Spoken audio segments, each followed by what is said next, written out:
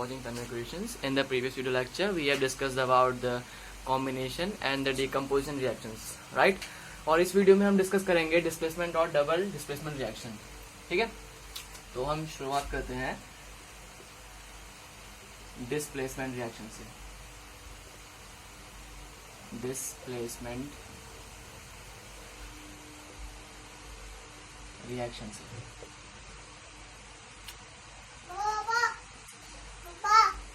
So, displacement reaction को हम define करते हैं. The reaction in which a more reactive metal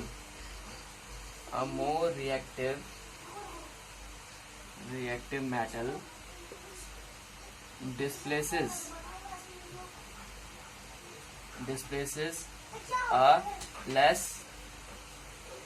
reactive one is called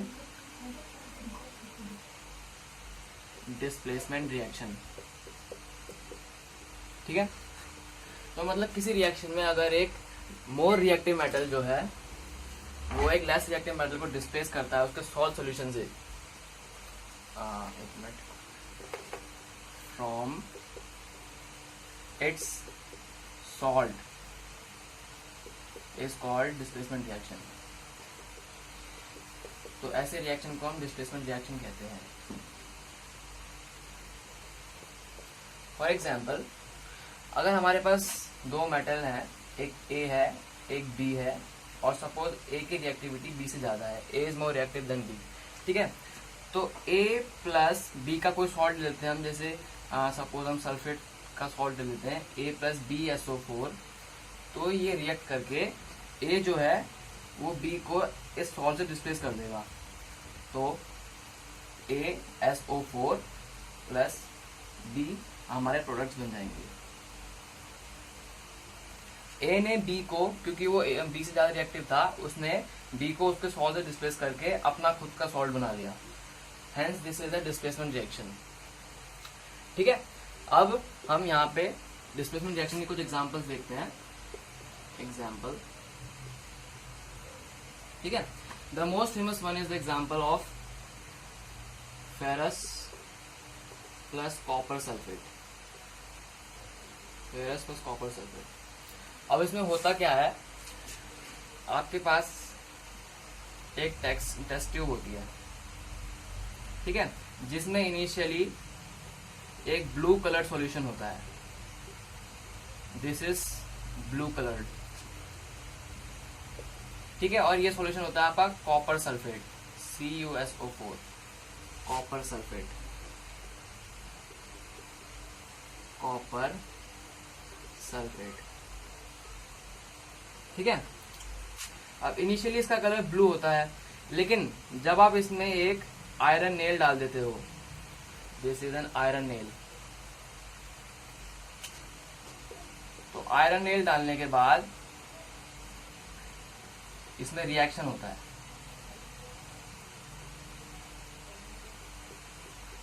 ये iron nail आपकी यहाँ पे आ गई. अब आयरन नेल डालने के बाद जो आयरन है, यहाँ पे जो आयरन है, ये कॉपर को, because iron is more reactive than copper, it displaces the copper from it salt solution. मतलब आयरन जो है वो कॉपर सल्फेट को कॉपर में से डिस्प्लेस करके अपना खुद का सल्फेट सॉल्ट बना लेता है, जिसको हम फेरस सल्फेट बोलते हैं. Ferrous sulphate, ferrous sulphate. और इसका कलर ग्रीन होता है. मतलब जो अब ये सॉल्यूशन बना, ये ग्रीन कलर का होगा, ग्रीन, और होगा फेरस सल्फेट. ठीक है, अब जो ये कॉपर था, ये कॉपर कहाँ गया, जो यहाँ पे कॉपर बचा, ये कॉपर हमारा डिपॉजिट हो जाएगा इस नेल में. इस नेल में कॉपर डिपॉजिट हो जाएगा, तो ये ब्राउन कलर का नेल बन जाएगा. इस पे हम देखेंगे deposit of copper, deposit of copper, जो कि ब्राउन कलर के होंगे. ठीक है, तो ये है हमारा डिस्प्लेसमेंट रिएक्शन.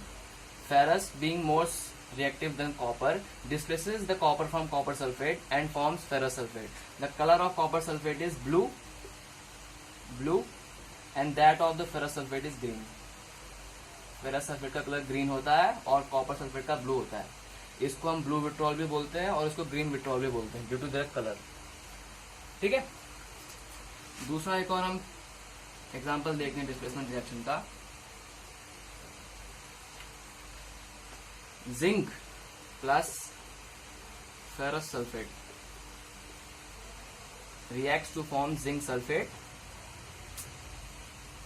Plus iron. अब आप किसी आयरन फेरस सल्फेट के सॉल्यूशन में कोई जिंक का कोई पीस डाल देते हो तो इसका कलर ग्रीन था फेरस सल्फेट का, वो उस ग्रीन को जिंक सल्फेट में टर्न कर देगा जिसका कलर होता है कलरलेस, मतलब उसका कोई कलर नहीं होता। Plus iron will be deposited on that piece of zinc. ठीक है, तो ये दो थे हमारे डिस्प्लेसमेंट रिएक्शन के दो एग्जांपल। एक और एग्जांपल हम देख लेते हैं, zinc plus copper sulphate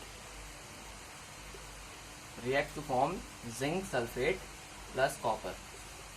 copper sulphate blue colour का था, ब्लू कलर अब चेंज हो गया है कलरलेस सॉल्यूशन में। ठीक है, तो ये थे हमारे डिस्प्लेसमेंट रिएक्शन। अब इसके बाद हम बात करेंगे डबल डिस्प्लेसमेंट रिएक्शन की।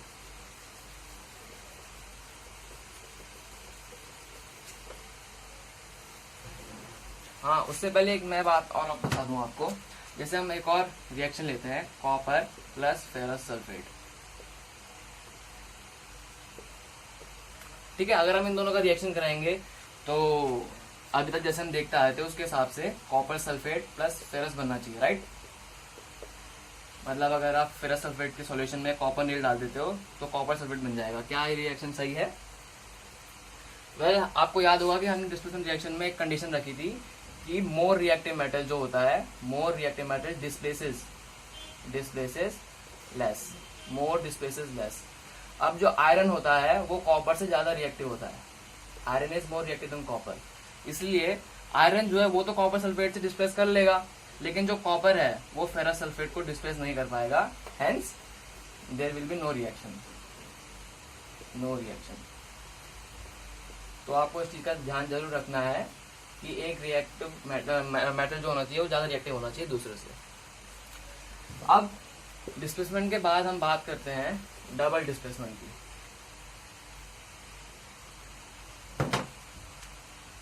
डबल डिस्प्लेसमेंट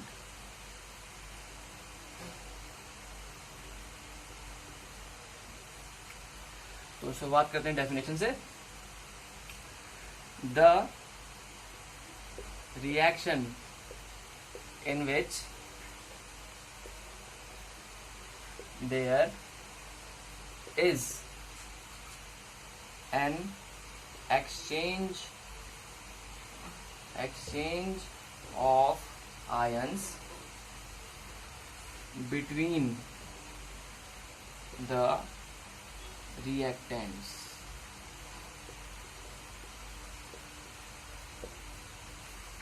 ठीक है, तो ऐसा रिएक्शन जिसमें रिएक्टेंट्स के आयंस में एक्सचेंज होता है। फॉर एग्जांपल, ए बी एक कंपाउंड था और दूसरा कंपाउंड सी डी था। ठीक है, तो अगर हम इन दोनों का रिएक्शन करवाएंगे तो डबल डिस्प्लेसमेंट रिएक्शन के हिसाब से ये A D plus B C बन जाएगा। क्यों? ए का आयन बी था और सी का आयन डी था। ठीक है, अब रिएक्शन होने के बाद ए ने डी को ले लिया, ए और ए डी बन गया, और बी ने सी को ले लिया तो बी सी बन गया। Hence there is an exchange of ions, और ऐसे रिएक्शन को हम बोलते हैं डबल डिस्प्लेसमेंट रिएक्शन। एक एग्जांपल लेते हैं डबल डिस्प्लेसमेंट का। Na2SO4, this is sodium sulphate plus barium chloride BaCl2 react to form barium sulphate plus NaCl। Balance कर लेते हैं क्वेश्चन को, यहाँ पे 2 NaCl आ जाएगा।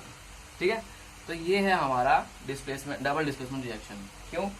सोडियम ने बेरियम के आयन को ले लिया और NaCl बना दिया, और बेरियम ने सोडियम के आयन सल्फेट को लेकर बेरियम सल्फेट बना दिया।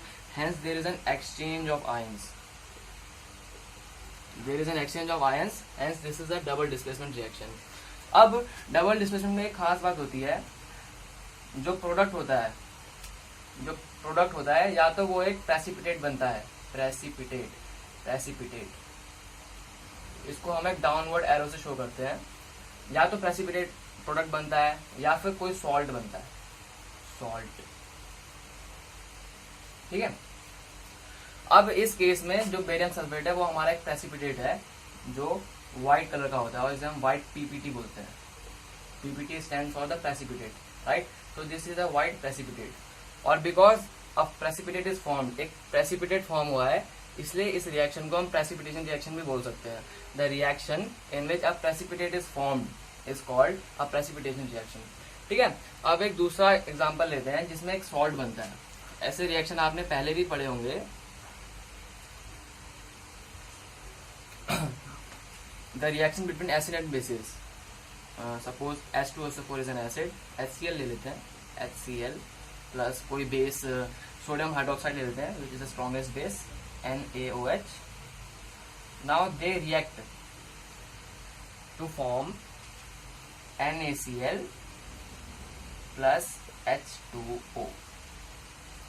Again there is an exchange of ions, you can see. ठीक है। इस केस में लेकिन सॉल्ट प्लस वाटर बने हैं, सॉल्ट प्लस वाटर बने हैं, hence this is a salt NaCl, your table salt. ठीक है। Hence this is a neutralisation reaction, we call this neutralisation reaction, neutralisation reaction.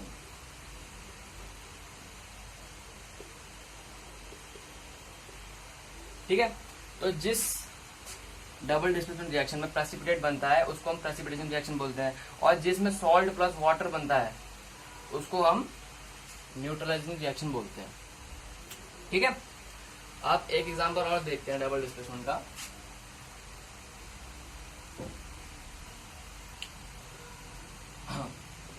Which is AgNO3, this is silver nitrate, react with sodium chloride NaCl to form NaNO3 plus AgCl.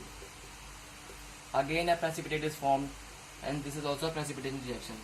यहाँ पे देखें तो exchange हो रहा है, Ag ने Cl को ले लिया और सोडियम ने नाइट्रेट आयन को ले लिया, hence this is also a double displacement reaction. So hope you find the video to be useful and you have got all the concepts I have told you in the video. Thanks for watching the video and please subscribe the channel for more such videos.